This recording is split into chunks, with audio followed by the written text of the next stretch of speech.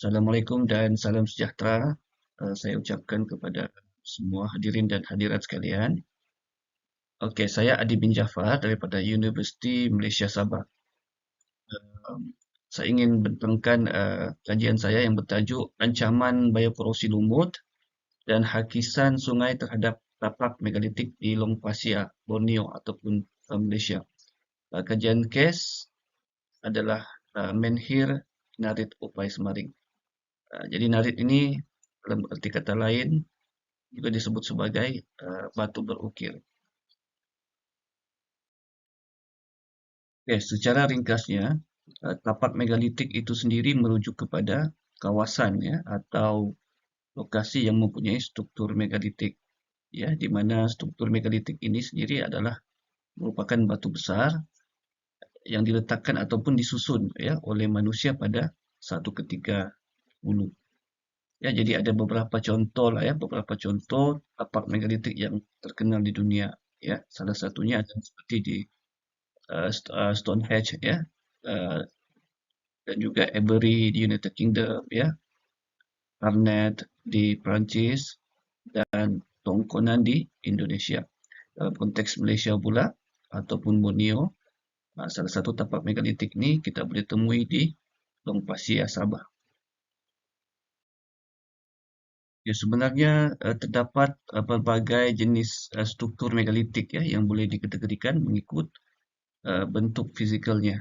Ya, walaupun begitu, ianya dapat dikelompokkan kepada dua yang utama, iaitu struktur monumen monolitik yang berstruktur ringkas dan juga struktur monumen polilitik yang berstruktur lebih kompleks. Ya, jadi rajah pada slide ini menunjukkan contoh-contoh struktur monumen yang kompleks ya, iaitu monumen polilitik, termasuklah dolmen, taula, ya, dan sebagainya.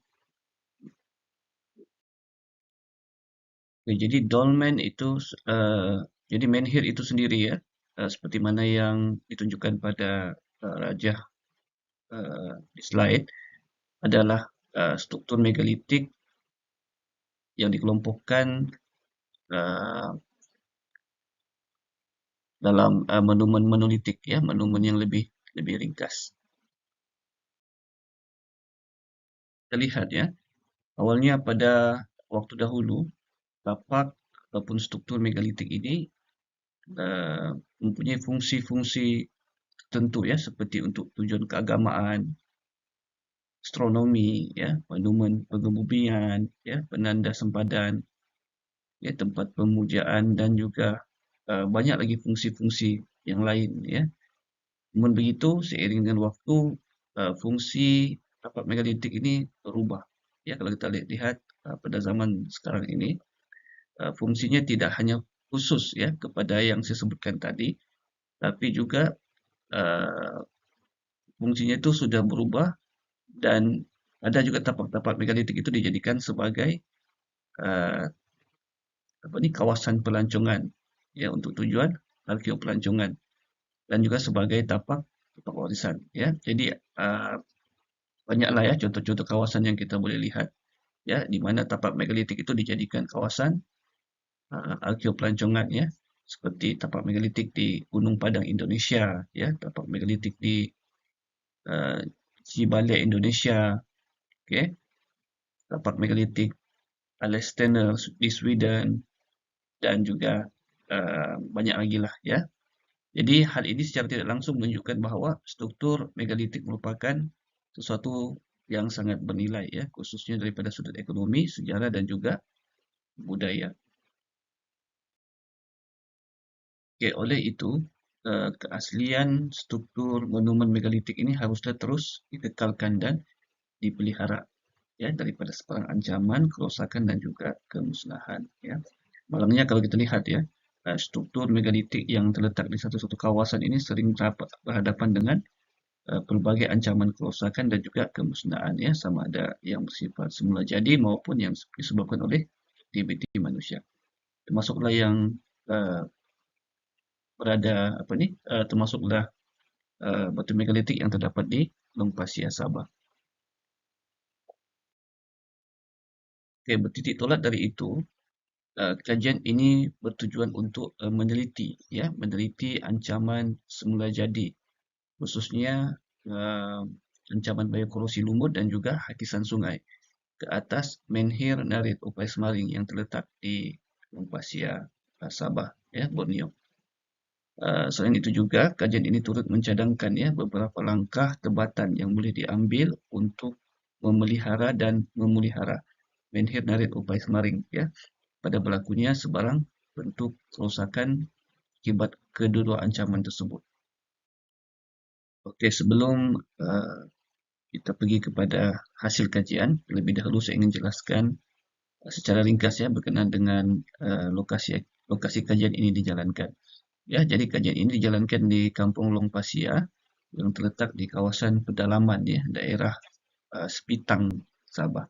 Kalau kita lihat pada peta ini adalah di kawasan, lebih kurang di kawasan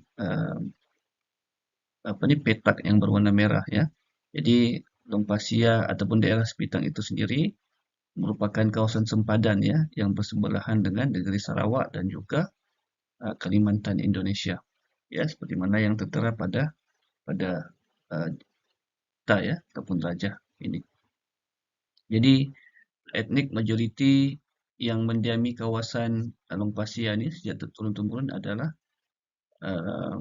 sebagian besarnya adalah etnik Lundaye dan uh, tokoh atau legenda yang terkenal dalam kalangan etnik Lundaye ini sendiri adalah Upai Semaring Jadi batu megalitik ataupun menhir Narit Upai Semaring itu terkait secara langsung dengan legenda masyarakat Lundaye lah.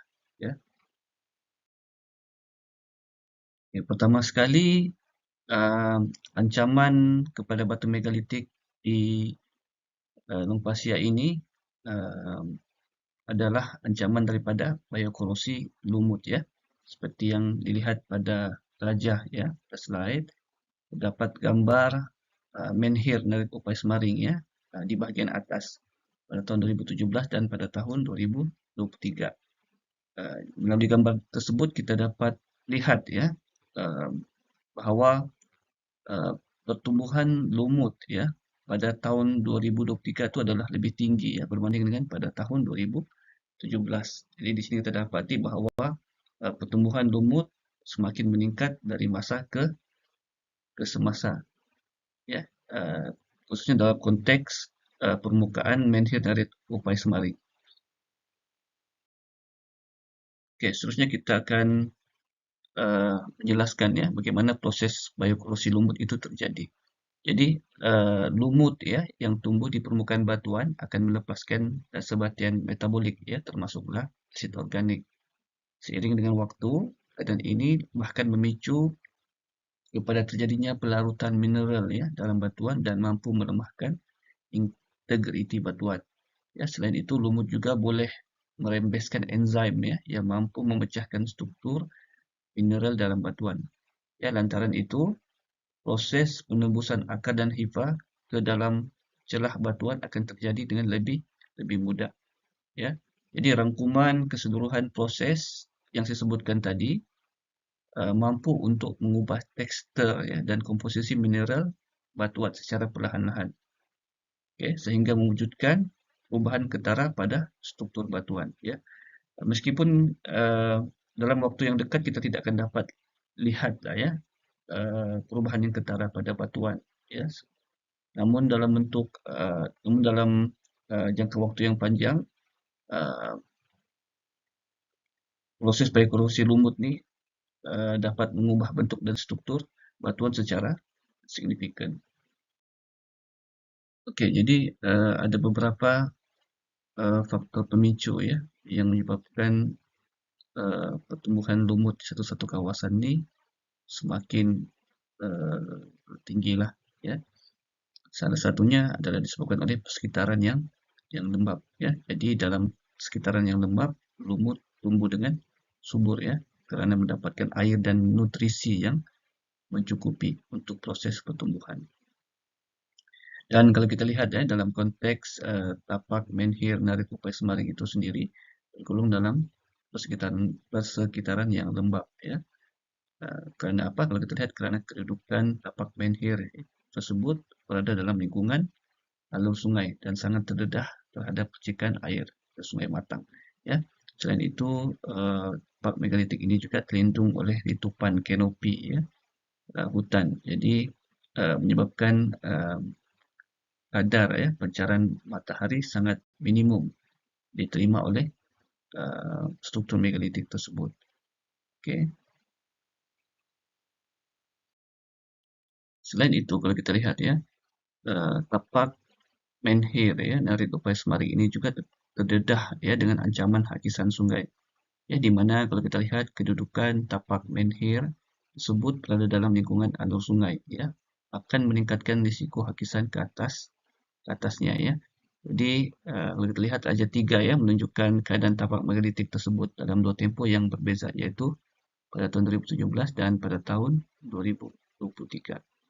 Ya, jadi kalau kita lihat um, struktur megalitik pada tahun 2017 itu terdedah kepada hakisan mekanikal ya yang disebabkan oleh pelanggaran uh, pohon kayu ya ataupun batuan kayu secara berterusan ya. Buktinya kalau kita lihat terdapat longgokan-longgokan kayu di tapak tersebut ya pada tahun 2017. Oke. Selain daripada hakisan mekanikal ya, tapak dan struktur menhir dari kompleks Maring juga turut terdedah kepada fenomena hakisan hidrolik ya, di mana tindakan uh, hidrolik ini paling aktif berlaku semasa hujan lebat ya. Uh, Karena pada ketika hujan lebat, volume dan laju air itu meningkat ya dan secara tidak langsung juga akan meningkatkan uh, daya potensi hakisan hidrolik ke atas batuan megalitik. Ya, jadi kita boleh lihatlah ya pada tahun 2023 itu permukaan batuan megalitik yang berhadapan dengan hulu sungai itu semakin terhakis. Jadi oleh itu beberapa langkah pemeliharaan harus dijalankan ya ke atas tapak menhir dari tupai Semaring ya daripada ancaman bahaya korosi lumut ya. Salah satunya adalah dengan melakukan pembersihan ya secara berkala di mana orang-orang kampung ataupun pihak pemegang taru boleh mengambil inisiatif ya untuk membersihkan tapak megalitik ini secara berkala ya. Untuk mengatasi ancaman hakisan sungai pula beberapa kaedah boleh dijalankan ya. Uh, Salah satunya adalah dengan menanam pokok berhampiran dengan tapak menhir tersebut ya. Selain itu juga boleh membina batu gabion ataupun boleh membina benteng batu dalam sangkar ataupun pasir guni ya, pasir dalam guni sebagai benteng untuk mengawal hakisan ya. Kalau kita lihat kaedah ini kan sahaja lebih ekonomi ya, tetapi juga dari segi bahan-bahan itu mudah untuk diperolehi dan bersifat lestari terhadap alam sekitar. Oke, dapatlah disimpulkan ya bahwa penyelidikan ini mendapati bahwa tapak megalitik pada asalnya berfungsi ya sebagai simbol keagamaan, astronomi dan juga kekuasaan ya. Walaupun begitu, peranannya kini beralih kepada fungsi baru yaitu dijadikan destinasi pelancongan budaya dan warisan ya, terutamanya dalam konteks arkeopelancongan. Kewujudan struktur megalitik di satu kawasan memberi implikasi ekonomi, sejarah, dan serta budaya yang signifikan dan terus relevan dari semasa ke semasa, termasuk menhir Narit Upai Semaring. Malangnya tapak megalitik tersebut menghadapi ancaman kerusakan disebabkan oleh proses baik korosi lumut dan juga hakisan sungai. Oleh hal demikian ya, beberapa langkah tebatan dicadangkan bagi mengatasi masalah tersebut daripada terus berlaku. Ya,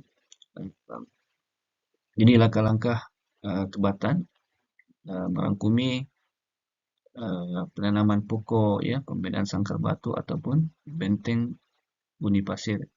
Oke, jadi melalui pengaplikasian langkah-langkah tempatan tersebut diharapkan dapat mengekalkan, ya, keaslian dan kelestarian tapak Menhir Upai Semaring.